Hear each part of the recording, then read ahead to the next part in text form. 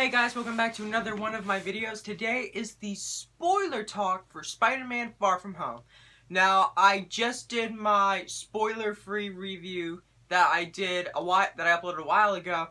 However, I did only sort of mildly spoil one thing, and that was Mysterio is the bad guy.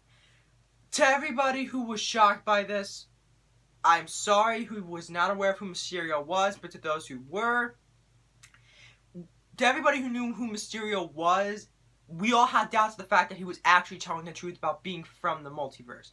Because Quentin Beck is from Hollywood, he's an illusionist. But that's not the backstory that they give for the movie. Now I'm going to explain further in depth what happened in the film. You see, Nick Fury ended up giving Peter these glasses called Edith, which stands for Even Dead, I'm the Hero. And they came with a thing that said, this is for the next Iron Man, which is Peter. However, something ended up happening in which Peter accidentally caught a drone strike onto his own bus, and he felt like the fact that he couldn't really step up to being the next Iron Man. He couldn't live up to Tony Stark. So he ended up giving the glasses to Mysterio because he felt like, you are the next Tony Stark, you're the next Iron Man. And then you're hanging out in this bar, and then Peter ends up giving the glasses to him. And as Peter leaves, you see half the people in the bar disappear in holograms. And then Quentin Beck is like, "We did it, everybody! Woo!" And then J. Gyllenhaal gives this sort of giant exposition dump, which is made more amusing by the way he's delivering it. But it was revealed the fact that back in Civil War, when Tony ended up creating the barf technology, as he put it, for self-therapy, Mysterio was the one who created it. Quentin Beck was the one who created it, and he stated the fact that he felt it could be used for more than what Tony was doing, and Tony ended up firing him. And then, as it turns out, he's like thanking his crew and everybody like that. And one of the people that he ended up thanking was when Obadiah Stane ended up yelling at him, during the first Iron Man, when he would tell, "Tony Stark built this in a cave with some spare parts." It was that guy. And not only that, but it's sort of a collection of people that Tony sort of screwed over the years. Not back when he was just making and manufacturing weapons, when he was also Iron Man, because Tony Stark has been known to, Tony could always screw up a lot, and this makes sense. And it makes sense the fact that because this is the conclusion to the Infinity Saga, this would make sense the fact that it would have direct ties to Iron Man. And it is real the fact that Quentin, all he wanted to do was just get the control of the drones from Edith. And he decided that he was going to put on the facade of he was a hero from the multiverse and he came to stop the Elementals. And it's revealed the fact that the Elementals are illusions.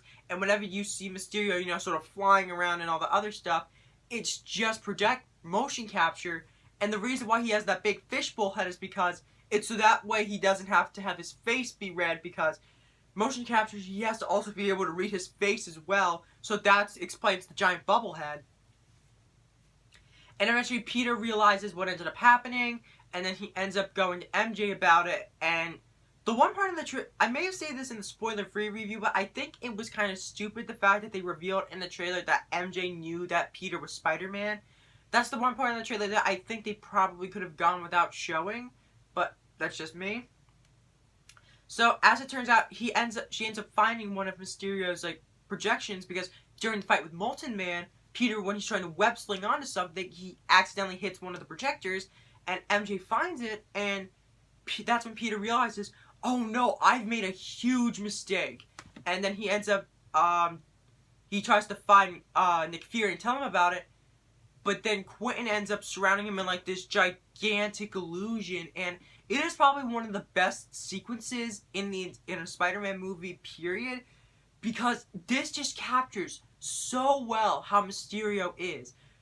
And not only that, but the illusions just get more and more intense. It's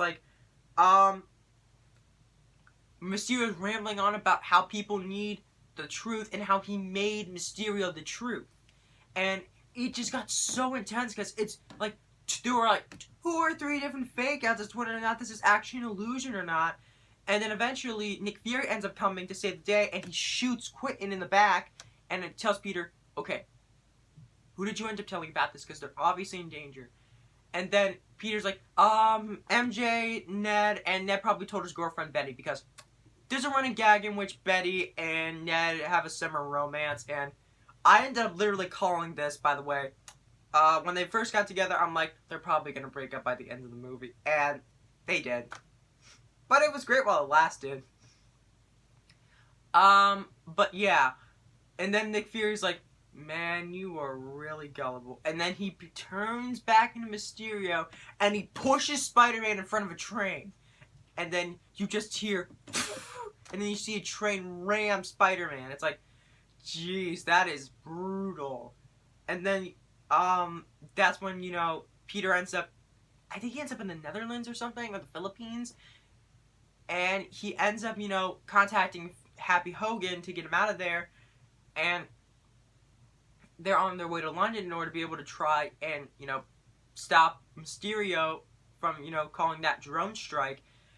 And eventually Peter is able to stop Mysterio, but with the help of his Peter Tingle. I also love how the fact that they ended up calling the spider sense the Peter Tingle. It was great.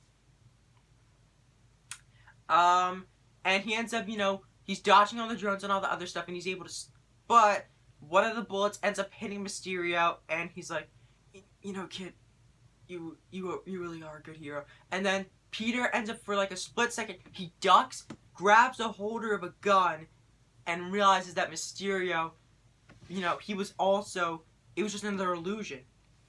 And then to make sure the fact that he was dead, he actually asked Edith if he was dead or not. And then he's like, and Edith's like, would you like to stop the drone strike? And he's like, yeah, execute them all. Which, weird phrasing, but they have a reason for it. And then, we see Peter, he heads back to New York, and he takes MJ swinging around, but not before he ends up talking to Happy and Aunt May to see whether or not they're actually dating or not, which is great. And then the mid-credits scene happens. So Peter ends up dropping off MJ at Madison Square Garden, and she's like, yeah, I'll walk from here. I'm never doing this again. Which, love how the fact that it's a subversion of expectations. Like, MJ always used to love swinging around New York City with Spider-Man, but in any realistic scenario, people will probably be terrified of swinging around. But then, there's a news report that ends up coming on, in which it's like, we recently got footage from this is the last known moments of Mysterio. And it's like, and Mysterio's like, listen, I was able to send elementals back to their own dimension. But Spider-Man, he just went crazy. He tried to say the fact that he could be the next Iron Man or whatever, and he commenced that drone strike that ended up happening. And then you hear Edith say like, would you like to be able to activate the drone strike? It will result in severe casualties. He's like, yes, execute them all. And then you hear drone sound effects. And it's getting to that classic Spider-Man trope of the city hates him. Like, some of the city loves him, but for the most part they hate him, and they make him look like to be a bad guy. And the person who ended up delivering this footage was none other than J.K. Simmons as J. Jonah Jameson. This is probably one of the biggest surprises in the entire film, because it's like, this is the first time that an actor who has appeared in a non-MCU film reprises the role to be in the MCU. And it's not like a newspaper. The Daily Bugle isn't a newspaper industry. It is like a website. It's sort of like one of those news channels or whatever. But when you think things couldn't possibly get any worse, they cut back to Mysterio's footage, and he's like, listen, one last thing. Spider-Man's real name is... And then the audio cuts, and it's like, oh, so Peter's identity is safe. But then it cuts back, and Mysterio's like, Spider-Man's real name is Peter Parker. And then Spider-Man's just like, what the fuck? That is one of the greatest cliffhangers I have ever seen, because now Peter's got to be able to deal with the fact that now not only does the city think he was the one who commenced that drone strike, they now know his secret identity. This is going to be huge. This is setting up a Spider-Man story that we have probably never seen before. Sure, there were always those people that were able to find out about Spider-Man's secret identity here and there, but the whole world never knew about Spider-Man's secret identity. I think the only time that ended up happening was during the events of Civil War, in which he ended up revealing himself during the Superhuman Registration Act, and he ended up making a deal with Mephisto in order to be able to undo what ended up happening.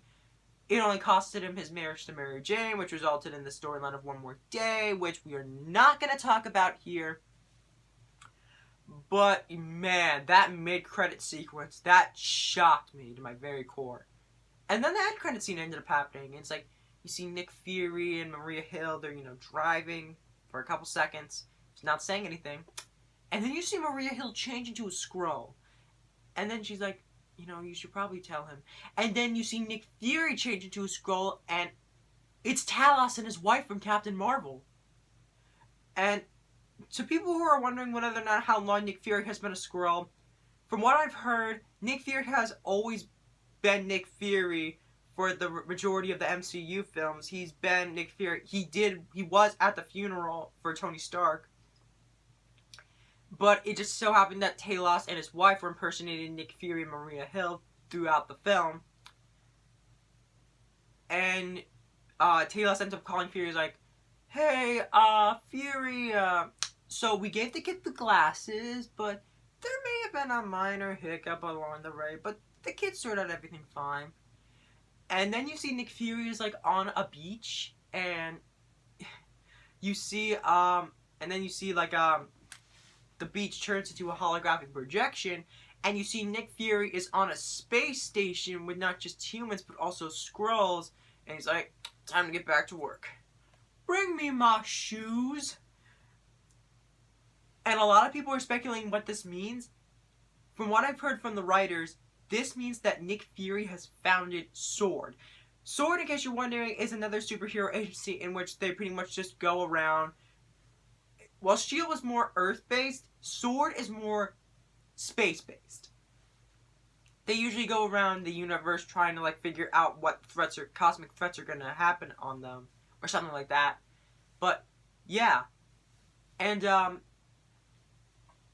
man, this could be very interesting because what on earth is Nick Fury doing in that space? Because, what plans can Nick Fury possibly have, with him being on that space station and such?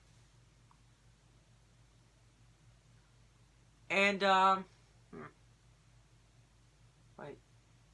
Hold on, I was just trying to think if there was anything else that was really spoilery to talk about, but I think for the most part I was able to get everything out of the way, so. Man. This was an awesome film. And man, the ramifications that they're going to have for the next Spider-Man film is ridiculous. And I'm really hoping and I'm still trying to process this. And yeah, that's my spoilery thoughts on Spider-Man Far From Home. And in case you're wondering when I am going to be uploading my review of Stranger Things Season 3, I will upload that in a short time. Give me another day or two because I'm still trying to be able to figure out, what I'm going to exactly say about that film as well. So, I hope you guys enjoyed this video, and as always, stay cool.